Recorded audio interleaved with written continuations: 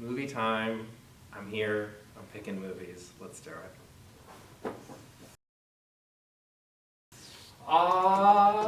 Let's see. Sincerely, a fundamental one in terms of, this came out in 2013, sophomore in college. I watched the teaser trailer and thought, this is so good of a teaser trailer that I know that I'll see the movie. So I eliminated every other like promotional thing from it and was just like, I'm gonna go see it. I watched it, I went on IMAX, I don't think they released it in IMAX, in Doha, Qatar, Middle Eastern country, over Christmas break, and was transported. I didn't know, obviously Ben Stiller had done directing work and has done directing work since, but this was really my first exposure to him, and still sort of the peak for me in a lot of ways. I also think it's kind of being reappraised, and as I mentioned before, there is a longboarding sequence, before in my classes, there's a longboarding sequence in this beautiful Icelandic road, and a little over 3 years ago I got to drive down that Icelandic road as well and pretend I was Ben Stiller or Walter Mitty. I also daydream a lot, so this one is going in the bag. Here's one that I love, but I don't love telling people I love, because the worst people you know, this is their favorite movie. But it is perfect. It's perfection. It has been imitated so cruelly and so poorly so many times, but the original is great. Be wary of anyone who aspires to or respects this character. Big bad guy. But brilliant film. Brilliant film. Not my first Scorsese, but still, even after all this time, and I mean like, his top 20 movies are probably all masterpieces, but this one reigns supreme for me. Brilliant stuff. Scary. New York. I wish it was real. Going in the bag. Let's see. Oh my gosh. I could do this all day. What do I see? Oh, there's so many here. Oh my gosh, I love Big Fish. This is great. I thought Tim Burton was just spooky. And then when I watched this for the first time in a freshman intro to sociology course in college, I was transfixed. I've always been a McGregor fan from way back when, but this one was a modern day fairy tale. Taught me about what the word postmodernism means, which has obviously been a big part of my academic career in a lot of ways. But I was so touched, I was so transported. Glenn Whipp says it's Tim Burton's masterpiece. I would have to agree. It is lovely. Makes you want to be in love, which is sort of the highest compliment you can give a film, I think. Going in here, what's another sort of random wild one here? Oh, we are going to do.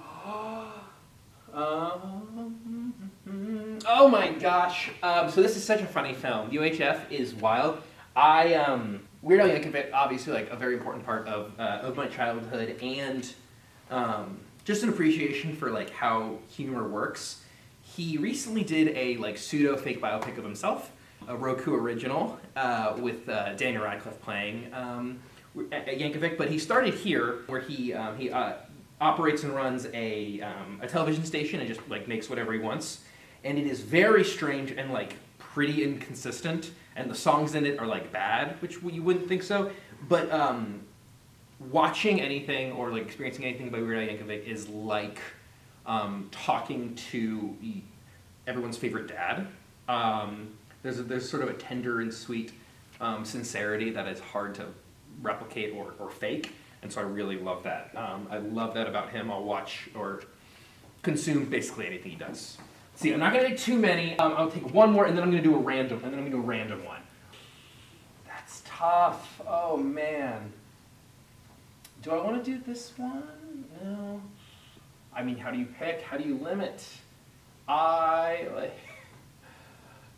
Let's see. Oh, man, so many good ones. Oh, here's a great one. Final Destination. Actually, this is the 5-film collection. This one's going here because I've not done an exhaustive hunt for all Final Destination films, but everyone I see I'm sort of obsessed with. They're very strange, they're very brilliant. Impossibly, there is a new Final Destination out in the year 2025 that is as good as any Final Destination film out there, if you can sort of stomach how strange and upsetting a lot of it is. But it's built on the conceit, if you don't know, that you can't cheat death, but the only way death can get back at you is through elaborate Rube Goldberg-esque death traps, which I think is very funny. My best friend who got me to watch these originally has a pitch for a sixth, and I guess now seventh Final Destination film about the making of Final Destination 5, and then the actors on set go and then are chased by death as well, which is genius and nobody steal, because we'll make it someday. But this is lovely and very weird and very silly. You get to play a game of what random thing is going to result in a catastrophe that usually involves tree logs on a highway, which I think is really appreciative. So yes, I closed my eyes a lot during this film, but I do find it sort of ludicrous and brilliant.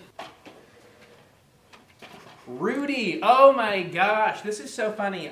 So I love Rudy, obviously I love Sean Astin. The perfect underdog story.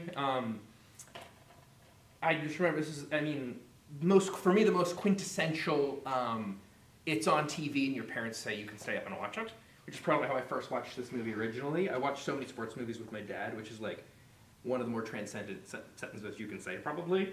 But it's very nice, it's very lovely, and it inspires a hyper-specific scene from The Newsroom that I've always really appreciated, where they mimic the scene about Rudy finally getting to play by writing the iconic lines in the movie on checks to give Jeff Daniels' character in The Newsroom. For all you Sorkin heads out there. So this one's, I haven't seen this really probably since I was 10. So it's going in the bag. And you know, I don't see Baby Geniuses 2, but I'm sure that that's because someone already checked it out, and that's okay. I'll use these as a blankie tonight when I go to sleep.